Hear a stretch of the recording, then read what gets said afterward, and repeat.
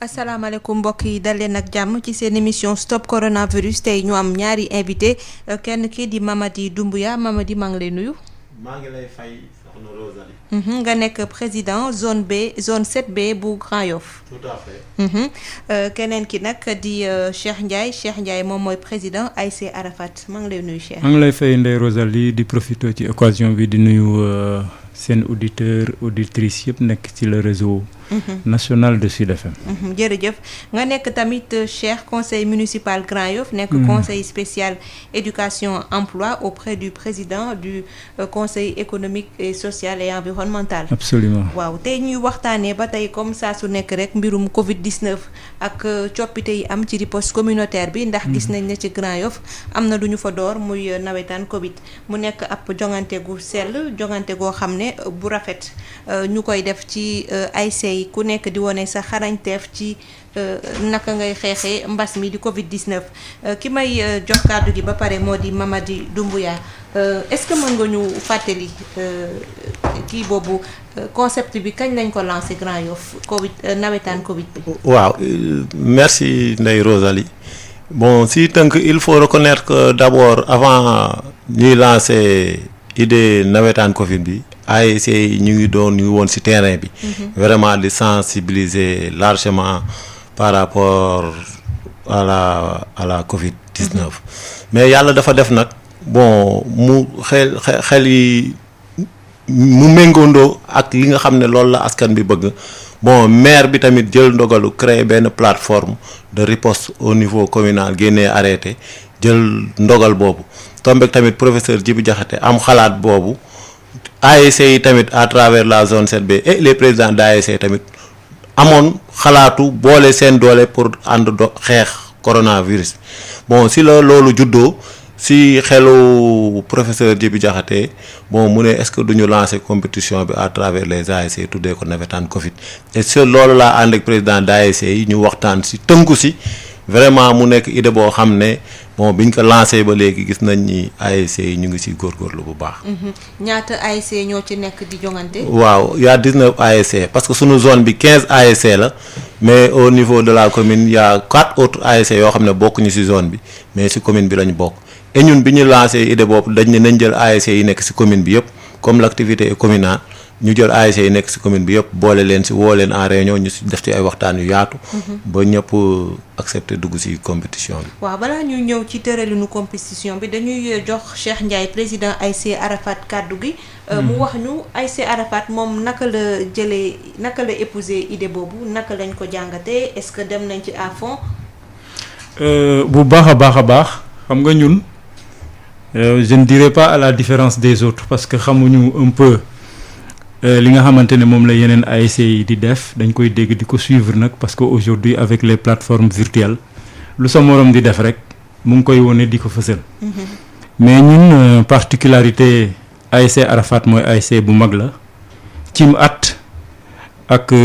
cim jaloore ci yaatuwaay jàpp nañ ni bokk na budul quartier bi gën a peuplé it du passé ñetteel ba. boo ko xayma ci ay données yu xaw a dëgër di ASC bu mag ASC ndaw aussi et que loolu tax na mu am énergie moo tax bi mbas mi jëlee ampleur communautaire bi mu jël président l'a dit tout à l'heure ñun ASC yëpp rawatuna suñu bos dañ doon xool naka la ñuy taxawee suñu askan étant entendu que déggoon nañ fa ay cas communautaire alors loolu moo tax ba ñu lancé nawetaan Covid rek daa fekk ñun déjà ñuy xalaat naka lañ ciy demee et fekk na sax d'ailleurs ñun ñu teg suñu plateforme virtuelle parce que avec contamination communautaire j'ai jugé nécessaire de ne pas convoquer les CD de manière physique toog nii ci réunion parce que wóorut ñu créer une plateforme WhatsApp pour discuter créer daal un CD virtuel waaw ci noonu la ñu nekkoon di discuter ci naka la ñuy def rek voilà initiative bi daanu à travers la zone 7B mais également l'initiative du professeur Djibi Diakhaté qu'il faudrait saluer parce que moo jiite mooy le président du comité communal de riposte communautaire. Alors donc loolu ci la ñu def ñu nit taxaw ne nag tey du autour du ballon du football waaye jongante ci loo xamante ne lu am njëriñ la ci askan wi. Covid bi mel ni ñëw daf ñuy rappeler à notre passé ancien que navétane du rek bal bi démb mu ngi woon ci activité citoyenne tey jii nii rappeler nañu ko bu ñu kenn daan ci côté boobu moo tax ASC Arafat jot a def activités yi nga xamante ne moom la def te di ko continuer di def. mën nañu xam yenn action la Arafat jot a def sur le terrain ba tey ci wàllu nawetaan Covid bi ñoom lan la ñuy bàkkoo ñu ngi naka la ñuy sensibiliser daal. voilà ñun parce que mbir mu nekk da ngay xool yow sa quartier sa ASC lan mooy sa problème pour nga mun a indi approche bi nga xamante ne moo gën dès l'instant que buntu. xeex riposte communautaire jaarale nañ ko ci ASC ak contenu boo xam ne dañ ko cee yokk ne faites rien sans les délégués de quartier ne faites rien sans les bajanu gox ne faites rien sans les organisations communautaires de base parce que vous serez jugé dañ leen di natt ci ne boole ngeen li ngeen am yépp ci groupe autour de l'ASC maintenant pour que ngeen xeex mbas mi ci seen biir koñ xam nga démarche inclusive boobu dana tax fi ngeen war a jaar yépp ba benn buntu wala buntu yi bu ñu tijjee ko woon ngeen tëj leen ba ñu ne ràpp ba Covid bi du fa jàll dafay gën a am solo bu bajanu gox duggee bu organisation communautaire duggee bu imam yi duggee bu délégué de quartier yi duggee après ASC bi nag ñëw ci li nga xamante ne moom la tëddee composé quasiment de toutes les couches de la population loolu dafay am solo ñun ñu gisoon ne. Au niveau de Arafat le problème le défi du déni était à relever. maanaam dañu doon weddi feebar. voilà ñàkk koy gëm te bokk na ci li nga xamante ne munoo xeex dara fekk gëmoo ko. parce que pas bay tax yow nga xeexi ko gëmuloo ko di ngay dem nii rek mais boo wëlbatikoo bàyyiwaat sa masque sa biir poche wala doo def mesures yi nga xamante ne noonu la ko waree fulla ak fayda ba nga ca war a am ci ne gëm nga ko bokkul. ci ne gëmoo ko la nga cay def moo tax ñu def sensibilisation parce que il fallait pour ñun ñu wax ak surtout xale yi parce que pour ñoom jeunes yi fi ngay toll cim at ak li ñuy dégg ne mag yi lay gën a faagaagal dañuy jàpp ne ñoom résistant nañ immunisé wu nañu ci lu bari alors que demewul noonu donc il fallait que ñu wax ak ñoom naam mënuñ leen tere ngeen génn di waxtaan mais ngeen di observer les mesures barrières mënuñ leen tere. ngeen génn ci biir kër yi ngeen génn biir kër yi mais boo leen génnee sol leen seen masque boo leen di dugg raxasu leen ak eau de javel parce que boo leen ko jëlee fële indi ko ci biir kër gi sonalu leen kenn lu dul suñu papa yi ak suñu yaay yi te dès l'instant que ñoon dañoo moins résistant par rapport ak Covid bi seen responsabilité mais historique la ci yéen ci bépp loru bu amee ci biir mbir moom la donc ñu def l'accent sur une forte communication impliquer les bajanox qui ont pris la parole fépp fu ñu dem ci ruqaat ci biir quartier bi c'est les bajanu gox moi j'ai parlé rarement bajanu gox yi ñoo yore le message parce qu'ils sont connus n'est-ce pas fu ñu demit identité ci quartier bi su fekkente ne le président de la commission sportive et culturelle PCS bi ci quartier bii la dëkk mooy wax su fekkente ne le vice-président ou un des vice-présidents fii la dëkk fii lañ ko gën a xamee mooy wax bu ñu ñëwee it comme pas yi délégué de quartier yi mënuñ ñoo topp ci caravane bi dañuy fexe on stationne devant chaque structure entité remarquable autour d'un délégué de quartier il délivre il parle à sa communauté bañ ca jógee nag ñu distribuer waale les masques on a eu plus de 1500 masques qu'on a distribués waa ju baax aussi may ñu eau de javel en grain en quantité vraiment suffisante loo xam ne pour ñun jàpp nañ ne mënoon na contribuer mun nañ ko mayante seen biir sax parce que niñ ko sachetee niñ ko defee ci sachet ak eau de javel bi même bu fekkee am nga immeuble 3 étages mun nañ mayante eau de javel bi ñu gérer les toilettes nga xamante ne surtout avec le grain fort na fort goo xam ne lépp lu nekk microbe ci biir kër gi mun na contribuer à l'éliminer systématiquement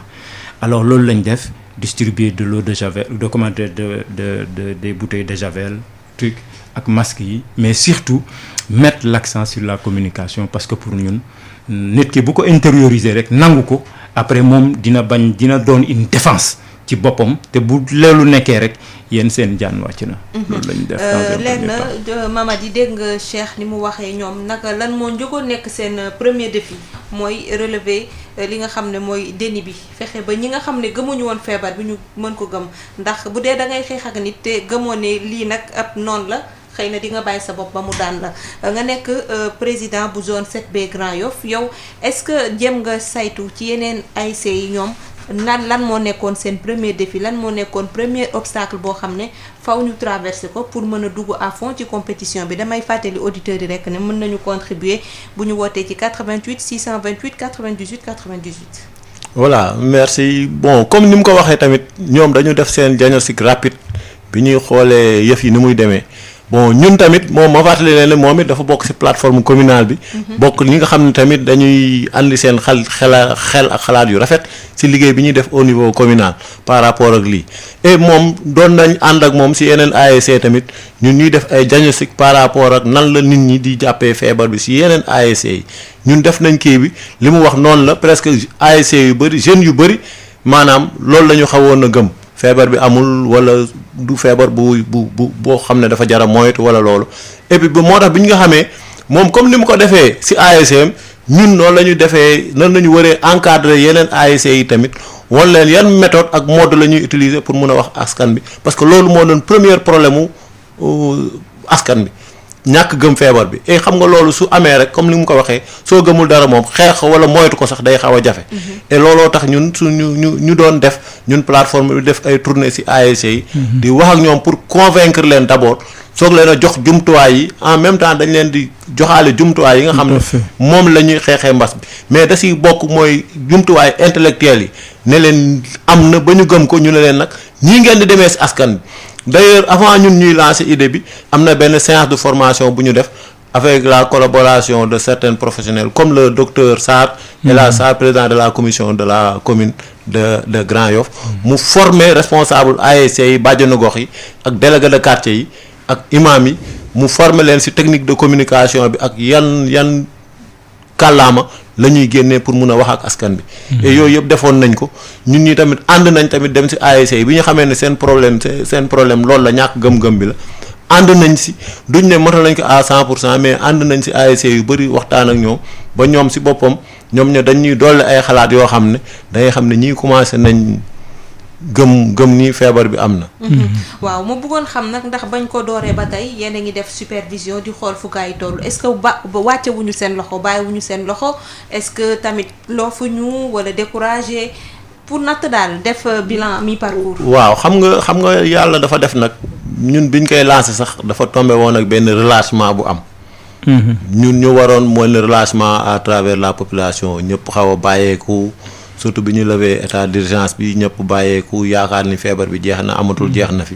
et foofu ñun la sunu liggéey gën a méttiwaatee parce que il fallait won nit ñi ni xëy na état daf ñu bàyyeek suñu bopp daf ñuy won ni feebar bi ñun ñoo war a jël ñun ñoo ko war a xeexal suñu bopp. suñu feebar la ñun ñoo ci war a kii balaa keneen di ñëw di ñu dimbali ñun ñoo ko war a jëlal suñu bopp. xeexal ko suñu bopp. et loolu comme ni ma ko waxee loolu foofu la gën a méttee et dañ doon dem di rendre visite ay comme ni ma waxee ay imam ay délégué de quartier ay président d'ASC di def ay rencontre ak ñoom bon pour ñu bañ a décourager tamit parce que xam nga sooy liggéey ci dara à côté mu am ñuy andi beneen wax. dafay souvent da lay xaw a décourager loo. mais ñun dañ ciy topp toujours di wax. vraiment di dox ci ñoom di rendre visite ASC yi di leen encourager di leen won ni xeex bi ngeen ciy xeex yàlla ngeen ciy am vraiment da ngeen di defu leen ci lu dul sauver seen askan sauver seen population et jàppale leen tamit. vraiment loolu moom malgré amoon na relâchement ak ay découragement. mais fexe nañ ba boo xoolee ñaari week-end yi passé ASC yu bari dañu jógaat def ay mobilisation de grande envergure. pas pour dajaloo nii. mais def ay activités yoo xam ne da nga xam ne ñii lii mobilisation la. par groupe de 5 ñu tas ci ko ñu yor seen masque yor seen i gel di wax ak askan bi di leen may pour gën leen motiver waat ba nga xam ne lépp lu ñu xawoon bàyyi rek dinañ ko jàppaat. waaw Cheikh ba tey ci wàllu Arafat gannaaw ba ngeen traversé seen premier obstacle. est-ce que entre-temps jot ngeen gis coppite changement am na est-ce que les populations ont adhéré est-ce que yenn pratiques yu ñu doon def te mu mën a yombal propagation virus bi wàññi nañ ko wala ba tey fa ñu ne woon la ñu ne. pour sant ci yàlla dañuy jàpp ni am na lu bari loo xamante ne soppeeku na déjà te loolu sensibilisation bi joué na ci rôle bu mag distribution de kits d'hygiène yi ñu def aussi joué na ci rôle bu mag mais surtout aussi présence su ASC bi à leur côté jàpp naa ni ci li ñu jot ci booy joxe masque yi booy joxe eau de javel bi ne ASC bi moo leen ko dimbale pour que ngeen taxaw xeex mbas mi taxaw moytu ko mënuñu faj lépp mais lii lu munta ñàkk la ci ASC ci biir koñom jàpp nañ ni ils ont été très sensibles geste boobu nga xam ne moom la ASC bi def et que ñoom ñëpp koo ci jox masque rek ne ko dee koy sol bu ci tàyyi di sol même bu fekkee respiration bi après daf lay indil problème mais dès l'instant que yaa ngeek benn interlocuteur sol ko pour mun a protéger wu vraiment ils ont été attentifs à ce discours-là te jàpp nañ ni aussi parce que bañ defee notre deuxième activité dañoo nekk di def une évaluation bu ñu def ba pare parce que ba ñuy def nu mu tëddee premier round bi dañ joxe woon que nañuy observer les zones les plus difficiles dans ce que nous faisons dans le trajet zone yi nga xamante ne voilà du lu mu gën a jafe tu sens une certaine indifférence ou une certaine insouciance pour que après ñu mun ci def des opérations coup de poing c'est-à-dire yoo xamante ne dañ fay dem directement moo tax quand yéen zone ngeen wàcc pour distribuer avec la ville de Dakar les moyens les kits là automatiquement ñun dañu wàcc dem ci zone yooyu noonu. Tout à fait. Alors pour distribuer les masques que nous avions à distribuer parce que gisoon nañ ne c'est des zones difficiles assez peuplées ba pare comment dirais-je d'accès un peu difficile alors loolu te regroupement bi dañ ko doon gis foofu il en est de même également ci yeneen série d'actions yoo xamante ne ñu ngi koy prévoir à l'endroit des lieux de culte dans le cadre un peu de la tabaski qui approche yooyu noonu yëpp ñu ngi koy xool pour kii ko mais mun nañ jàpp globalement au regard dañuy laal bant des cas qui sont en train de diminuer à Grand Yoff je pense que loolu mun nañ ko gis sur le président ci cas communautaire yi amoon na avant ñuy aborder loolu heure boo yeewoo ñu gis ne Grand Yoff am na benn cas wala ñaar mais xaw na rare ñuy yeewu léegi di gis des cas à Grand Yoff et je pense la conjugaison des efforts des ASC vraiment il y a beaucoup contribué parce que Grand Yoff zone football la c'est-à-dire dañu bëgg football bëgg ASC jaral na leen nu ne et que tey jii boo jaaree ci ASC bi mun nañ la may nopp surtout ndaw yi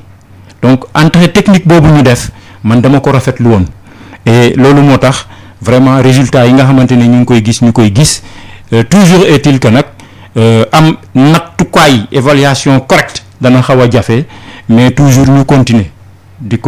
di liggéey dans le cadre de la sensibilisation mais aussi di outiller population yi pour ñu résilient comme on dit te loolu dina ci baax et je pense que déjà bu nit ñi mu ne moytul seen bopp parce que moom lay wax yàlla bu ñu créer ñi ay nit à la différence des choses et des animaux c'est parce que pour ñuy xalaat la tey docteur yi nee nañu feebar bi sonal na mag yi nga xamante ne def leen a fekk avec des affections telles que ay diabète des maladies chroniques dont on parle mais da ngay gis ne faculté nit mooy yàlla bu la mayee diabète on voit des gens qui sont avec leur diabète 40 ans durant ñu dem ba presque centenaire te nekk nañu diabète mais buñ la waxee ci biir dëkk bi nii diabète da ngay tiit foog ne dafay reyaate drépanocytose les gens vivent avec parce que mbir boo xamee ne feebar bii laa am normalement war nga mun a dund ak moom lu yàgg et c'est le cas d'ailleurs pour beaucoup de pathologies et donc à partir du moment où léegi bind naa ko ci article sax ne mbas mi tiitalatuñu Covid cité la ñu tudd 3 mois xam nañ ko léegi jox nañ ko tur jox nañ ko sant xam nañ ay symptômes xam nañ ay manifestations la muy bañ xam naa ko mun naa téye nii sama masque sama biir kër peut-être man kese mais bu ma waree am interlocuteur rek ma branché suma masque su ma waree génn ma teg suma masque dóor suma eau de javel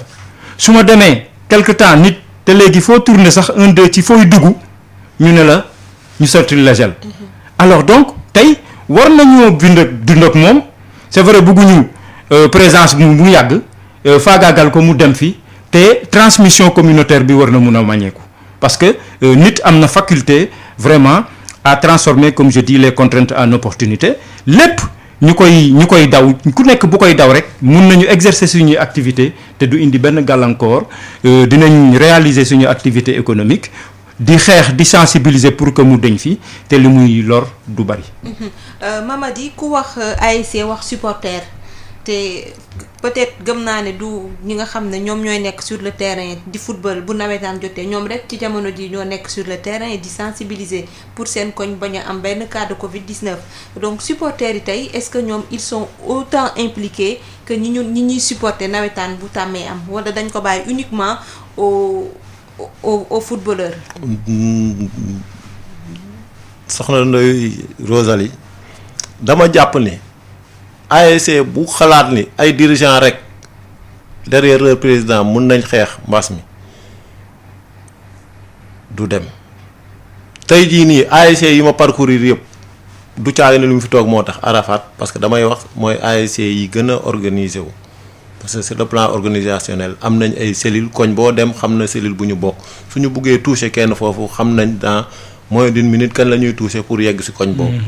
mais ASC yëpp yi ñu parcourir yëpp soo demee di nga gis ñun sax ñoo leen di wax non rassemblement baaxul di nga gis au moins 100 à 200 personnes yoo xam ne pare nañ pour ànd ci activité bi ASC bi di def parce que ASC bu nekk day jël benn journée regrouper sensibiliser distribuer ay gel masque et autres et ñun sax pour bañ sax mu am ay rassemblement moo tax ñu leen di tas naa leen def leen par groupe de 5. nga xam ne 5 personnes yi dañuy jël riz bi yeneen 5 personnes jël riz bi yeneen 5 personnes jël riz bële. aussi bien que les supporters les jeunes filles dañ ci activé wu largement et professeur dafa tàmm di ko wax naan loo leen bëgg mu dox rek dugal leen ci xale yu jigéen ñi. et xale yu jigéen ñi vraiment section féminine ASC yi ñu ngi ciy jàpp bu baax a baax a baax. baax a baax. gis naa ci ASC yoo xam ne defar nañ ay t-shirt mais ñu ci bëri dañuy sol seeni maillot ASC. def seen rassemblement nga xam ne lii ASC bi mooy yëngut. vraiment xàmmeetuñu supporter dirigeant ak président. bu activité bi jotee ñoom ñëpp ñooy bokk nday bokk bàyyi sol seeni maillot wala seeni t-shirt nekk ci terrain bi. tout en respectant nag les mesures barrières. parce que loolu moom il faut le noter que ñu nekk 100 wala 200 ñoom ñëpp. wala ñoo yegg si dañuy respecter les mesures mooy dinañ sol seeni masque dinañ yor seeni gel dinañ vraiment respecter distanciation physique yi ba nga xam ne lépp lu ñuy tere képp ku fa ñëw dina xam ne ñii am nañ organisation loolu moom vraiment supporters yi ñu ngi siy waslu àq bu baax a baax a baax. léegi ma bëggoon xam tey jii c'est quoi la motivation bu ñu demee ba ca jeexantal ga ba ñu gis ne ASC yi ñoom ñoo gën a wane xarañteef ci wàllu sensibilisation xeex mbas mi c'est quoi l'enjeu? waaw xam nga ñun gannaaw bu maire defee arrêté teg plateforme bi dénk ko Djibi Diakhaté la zone 7B docteur Sarr ak les présidents d'ASC bàjjanu gox yeeg ñoom ñëpp kuréel yooyu yëpp am nañ ay représentants ci plateforme yi mais dañoo teg benn jury boo xam ne vraiment moom mooy def liggéeyu saytu boobu et jury boobu sax ñun ñi nga xam ne ñoo bokk ci ASC yi dama ne sax de grâce bu ci kenn bokk pour rek mu am lu jaar yoon vraiment ñun boo xoolee kenn ku bokk ASC yi bokk ci mais dañu jël ay personnes ressources yoo xam ne ay techniciens lañ parce que dañu dem ci waa SNEIPS ñu jox ñu rencontrer directeur bi mu jox ñu benn agent assermenté ñu jël ko andi ko pour mu bokk ci kii bi vraiment ñu dem ci yeneen direction yu bëri yeneen services yu bëri vraiment ñu andi ci seen participation morale am yeneen personnes ressources yoo xam ne tamit ñu ngi dëkk Grand Yoff vraiment affaire bi intéressé leen ñu ñëw volontairement dañuy jàpp ci xeex ñu jël leen boole leen ci jury bi ñoom nag ñooy teg ay jéego yoo xam ne ñooy méthode yoo xam ne noonu la ñuy saytoo comme ni ko président waxee sànq bi si njëkk mooy facteur d'inclusion bi mooy suñu demee si ASC bi dinañ dem si délégué jury bi dina dem si délégué de quartier bi laaj ko ndax waa ASC bi ñëw nañ la yëgal la li fi xew yëgal na la li ñuy def dinañ dem si bàjjanu gox bi laaj ko yi fi nekk yëpp dinañ dem si imam bi laaj ko dinañ dem si yeneen personnes ressources yi nekk foofu te mun a wax ak askan bi ñoo ñëpp dañ leen dem laaj leen et ñooñu bu fekkee ne dem nañ laaj leen ñu ne waaw xale yi ñëw nañ fi ñun ñooy ànd di defandoo liggéey bi ak matériel bi ñu leen jox ak yooyu yëpp vraiment loolu day nekk ay points de plus si ASC bi suñu demee nag si beneen ASC ñu ne délégué de quartier man de gisuma leen sax ñuy romb wala gis naa leen ñuy romb rek yooyu day nekk ay points de moins yoo xam ne dañ koy wàññil ASC parce que facteur d'inclusion bi dafa nekk loo xam ne lu am solo la. beneen bi tamit jury bi su wàccee si koñ bi dina dem si point de commerce yi mooy boutique yi boulangerie yi magasin yi fa nekk surtout ñuy jaay lekk ñu xool comportement ñooñu parce que dinañ xool ndax ñoom ñu ngi takk masque ndax teg nañ gel ñu wan leen tamit technique bi ñuy utiliser soo gannaaw boo joxee xaalis wala boo jëlee xaalis nga laal gel bala ngaa mun a joxe xaalis wala nangu xaalis. yooyu yëpp ay technique la yoo xam ne ñun dañ ko waxtaanoon ak ASC yi avant ñuy commencer et jury bi bu demee tamit yooyu lay utiliser su duggee ci koñ bi tamit dina xool ndax koñ bi nit ñaa ngi takk masque nit ñaa ngi respecter distanciation physique yi nit ñaa ngi raxasu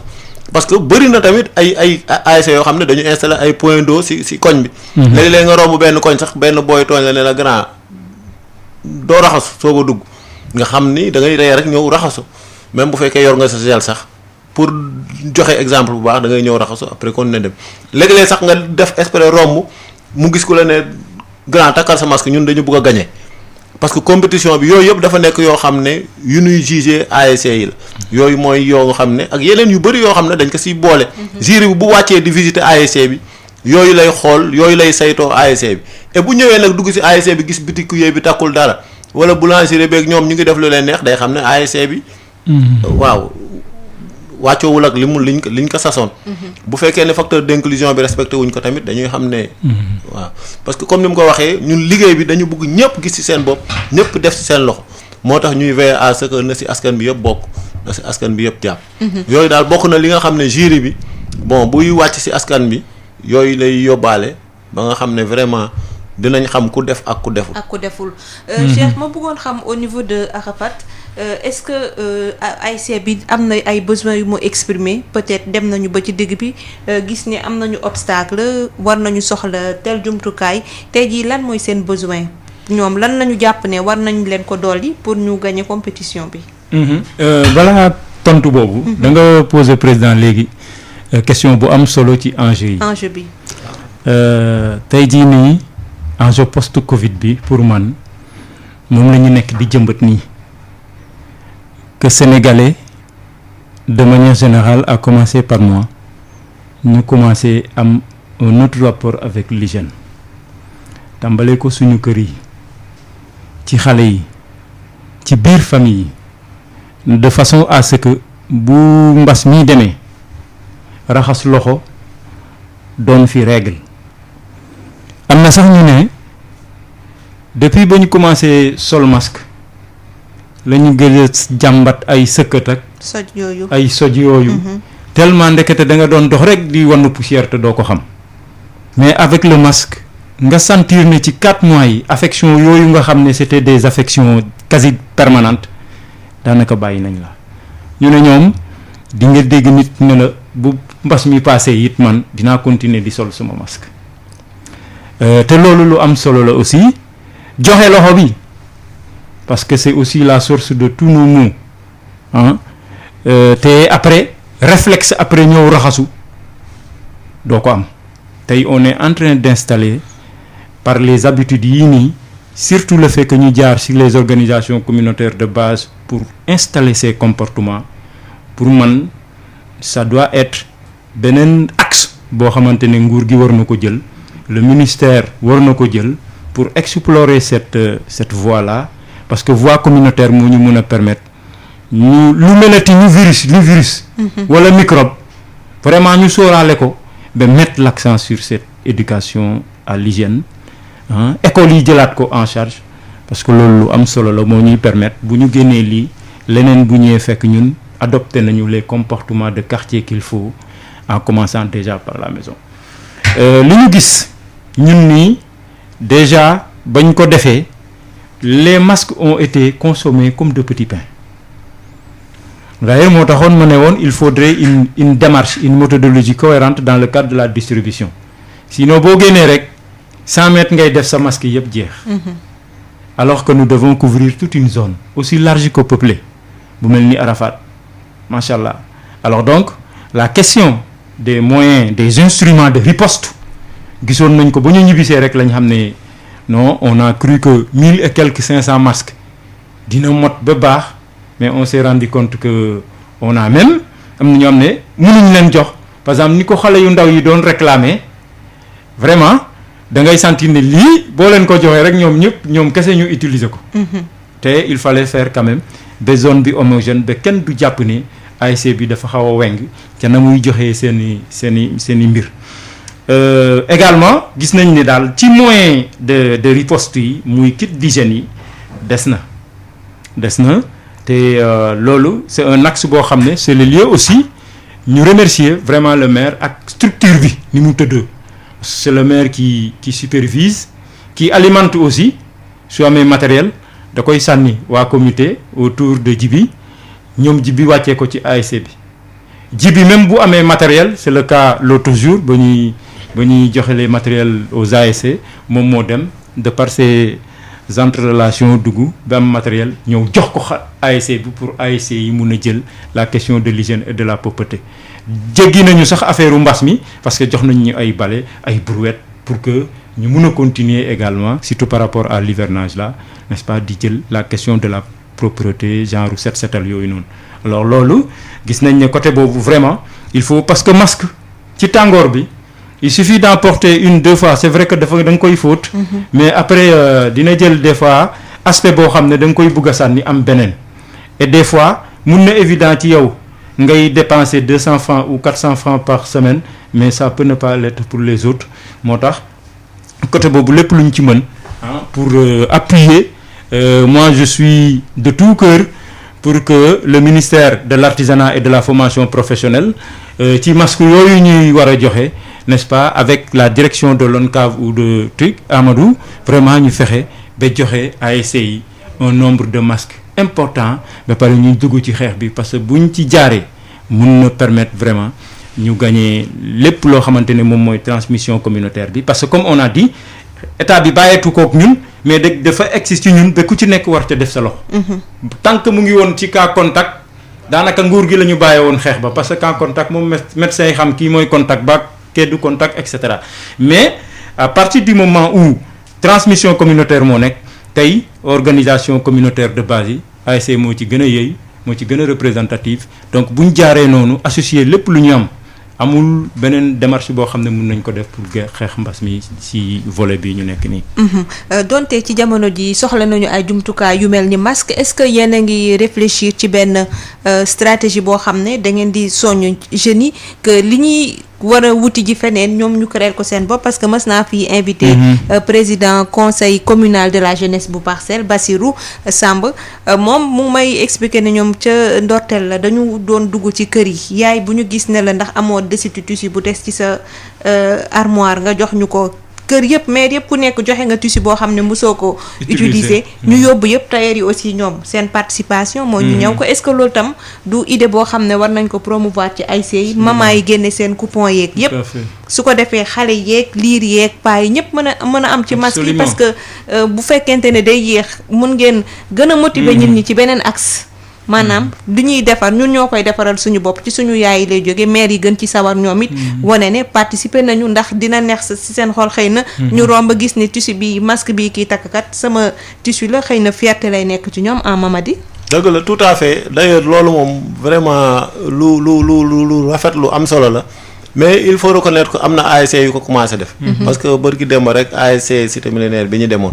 bon dama leen gis ñu yor ay nombre de masques très très très important bon ma laaj président bi mu ne ma ñun daal ba amuñu benn secret dañoo jënd suñuy tissu dem jox tailleur bu nekk ñawal tailleur bu nekk ñun dañuy jël suñu matériel rek tissu ak élastique jox la ne la ñawal ñu 500 masques. moo tax jour boobu bi ñuy distribuer am nañ ñoom plus de 5000 masques. nee na ñoom waa Cité Millionnaire si tailleur yi nekk foofu la ñu dem rek ne jox leen tissu jox leen matériel ne leen ñawal leen tailleur bu nekk produire 5000 masques gratuits 500 masques gratuitement jox leen. tout à fait loolu moo poussé pour revenir si li ngay wax nii am na tamit ASC boo xam ne moom 25 masques la ñaan tailleur yi xam nañ ni tailleur yi à partir de tissus yi des ak yooyu. mun nañ si produire ay masques ñu ne tailleur bu nekk na leen may 25 masques. à partir de loolu ñoom la ñu dajale la ñu am dolli seeg li leen plateforme bu jox ak li ñu jëm ut si yeneen bonne volonté yi. boole ko jox ko askan bi. ASC yi ku si nekk gannaaw ñun ba ñu leen tegalee règle yi ñoom ñooy xam ni ñuy tojee seen bopp ginnaaw. am na ñoo xam ne nii la ñuy def pour dañuy dem fëgg bunt yi ñu xam pour ñu jox leen matériel am na ñoo xam ne nag dañuy def astuce yi dem ut ay destitus joxe ñii dañuy dem si tailleur yi ne leen jël leen destitus yi ngeen am ñaw ko ngeen mu dekk seen participation. am na ñoo xam ne tamit dañoo jënd matériel dem jox tailleur yi ñu ñawal leen gratuitement. parce que loolu moom pense que bokk na ci la tax jaar ci voie communautaire approche technique baax. parce que comme on l'a dit compétition la suñu biir ku ci nekk yow yaay fexe def li nga xamante ne yow say contrainte nga jéem a xool nanu koy soppeek en opportunité bu fekkente ne jënd tëna la. wala amoo mécène ci biti ñu la ñëw jàppale. papa ak yaay ak tante yeeg suñu jigéen ñi nekk foofu ku ci nekk comme ni ñu ko waxee ci tissu boo xam ne mosoo ko utiliser nga indi tailleur yi nekk ci gox bi aussi def seen contribution et je pense c'est le lieu aussi de remercier je pense l'association des tailleurs de Grand Yoff ñu def je pense un lot de 1000 ou 5000 masques jox ko le maire mu redistribuer ba biyewaat ko au sein de la communauté ba ASC yi jot nañ ci alors loolu aussi bonne volonté yi def nañ ko et je pense loolu moo tax approche communautaire bi baax parce que dana ci am loo xamante ne di nga ko wuti ci suñu dëbalu bopp te bu fekkonte ne mbirum état la rek ñun dañuy toog rek état di ñu jox ñuy kii mais comme esprit bi dugg na de compétition positive et j'ai l'habitude de dire que c'est pas la coupe qui est importante du coupe bi mais mooy ASC yëpp taxaw xeex entraîner waale population bi ba ñu faat transmission communautaire en fait c'est ce que recherche la zone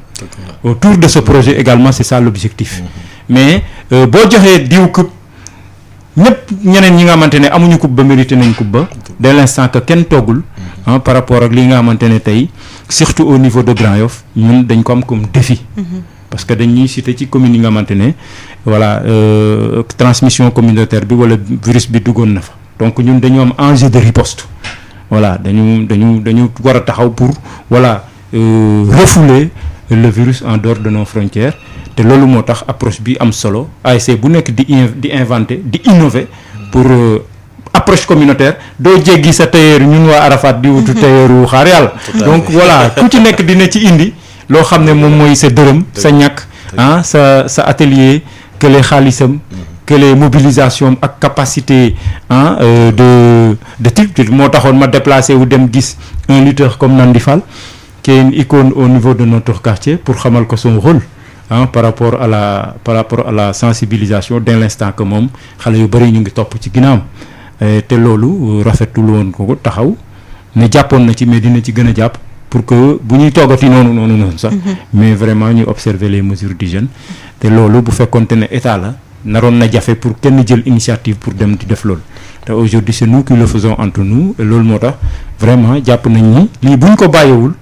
en tout cas cas yi dinañ wàññeeku. loolu daal waaw Mamady compétition bi tax na ñu gis ay potentialité yu bëri yoo xam ne ASC yi amoon nañ ko mais dafa mel ni dafa làkk woon ndax lépp ku doon wax ASC rek xëy na sa xel ci jongante dem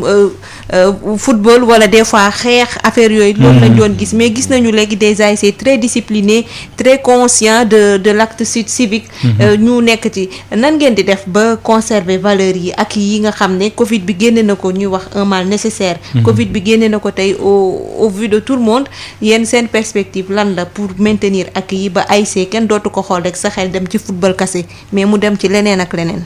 enfin comme ni nga ko waxee dama jàpp ni tey mbas mi dafa ubbi xel yu bëri parce que tey jii nii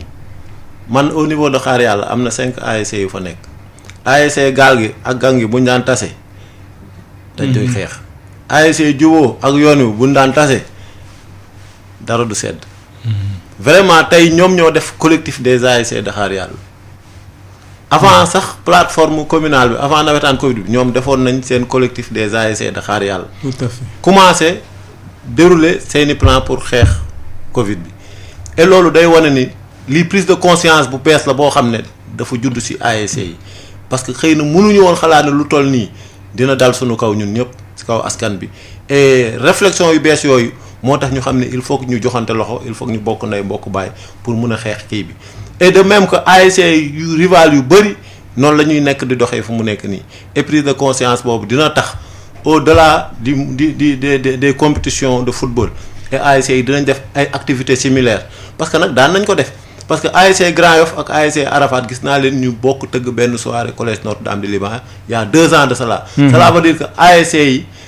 ay kii lañ rek. dañuy jongante pour benn 90 minutes. mais buñ si jógee ñoo bokk ndey bokk baay. et yaakaar naa ne lii dina gën a dëgëral loolu dina tax même bu ñu rombee mbas mi ASC yi dinañ am beneen plan boo xam ne ñoom ñëpp beneen projet yoo xam ne ñun ñëpp au niveau communal dañ koy dañ siy ànd defandoo ko nga xam ne day nekk yeneen activité économique socio-économique yoo xam ne buñ ko développé mun na jural ASC yi ay création d'emploi ak yeneen ak yeneen. et gëm naa ne ASC yi ma gis nii ñuy liggéeyee nii vraiment bu ñu jógee ci lii dinañ am yeneen projet yu weesu dem football nawetaan rek ñëw toog. waaw laaj bu mujj bi ndax waxtu bi dab nañu mooy tey jii bu fekkente ne yëg nga ne ndaw yi nekk ci ASC yi nekk Grand Yoff 19 ASC ñu ngi lay déglu tey di la may nopp via suñu onde lan nga leen di wax pour gën leen motiver ci compétition bi nga xam ne ñu ngi ci en plein. waaw di leen jaajëfal di leen encourager nag. parce que vraiment président d'ASC yi ma gis vraiment nelawatuñu toogatuñu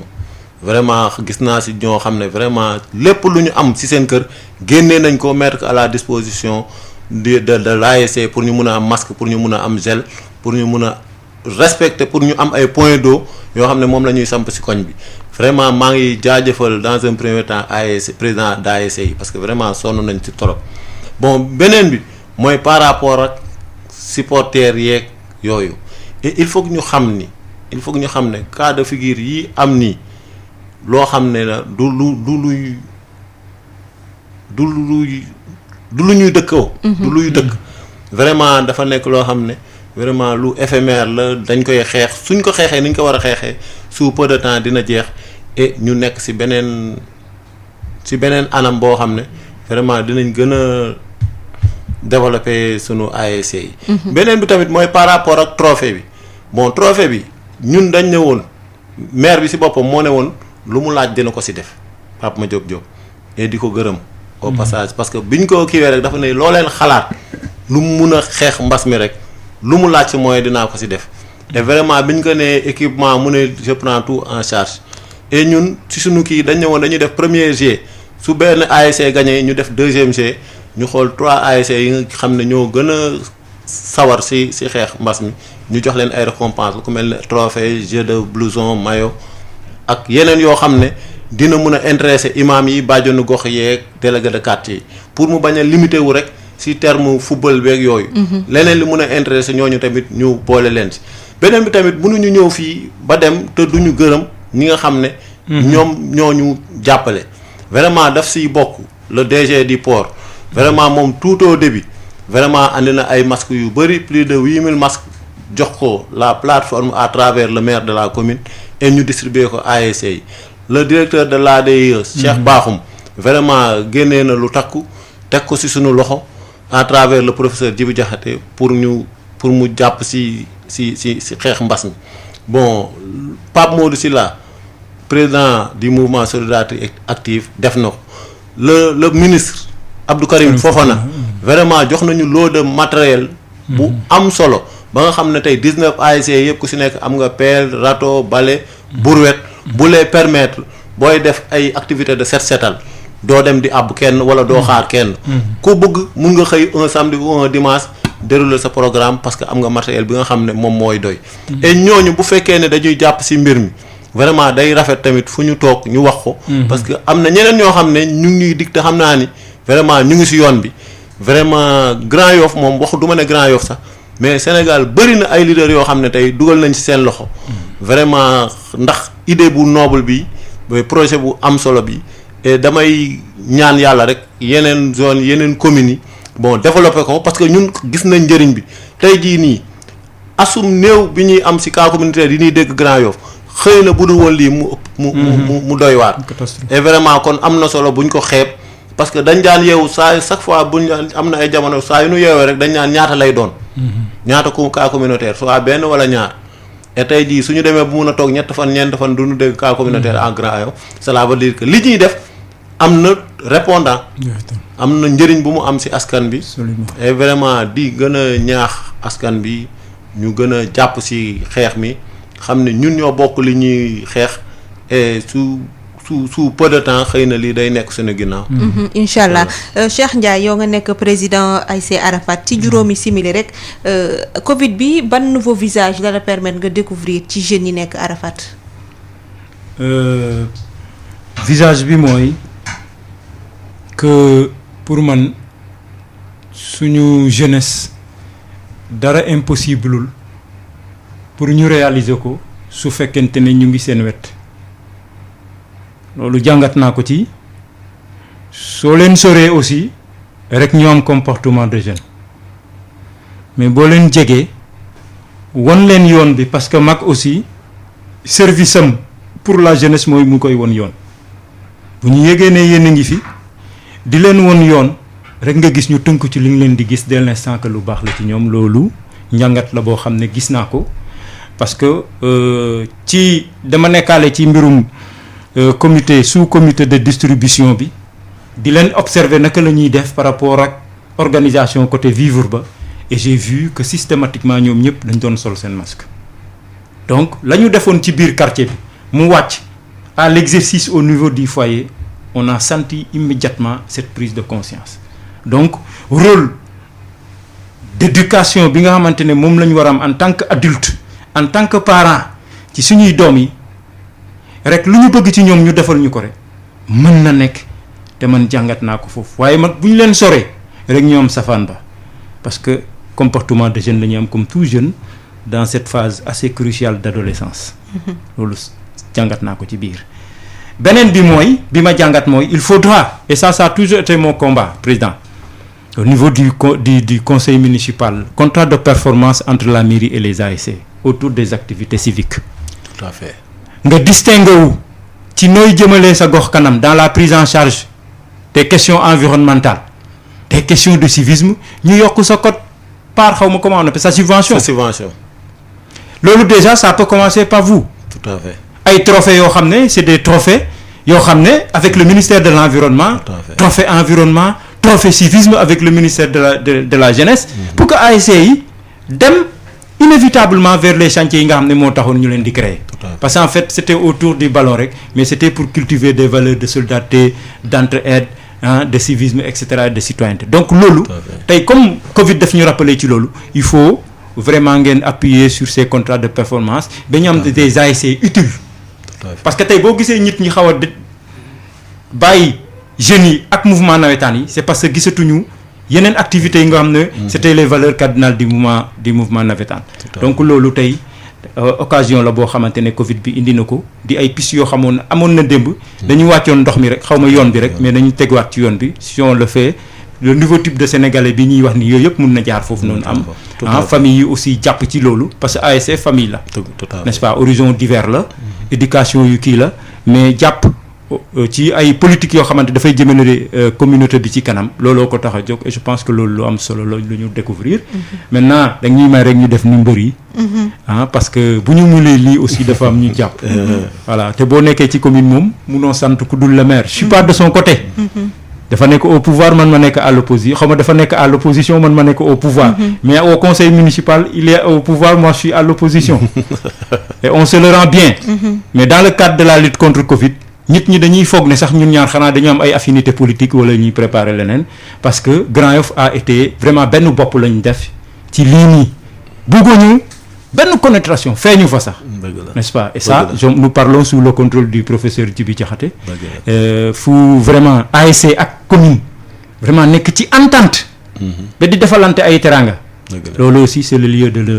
le relever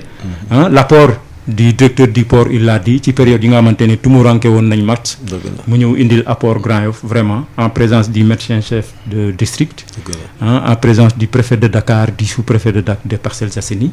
le directeur général de l'ADIE Cheikh Bakhoum ñun ñuy campagne bi ñu defee sensibilisation jàpp na ci bu baax a baax mais également un homme très généreux boo xam ne Grand Yoff lui doit beaucoup Papis Thiam tout à fait le directeur de Publicom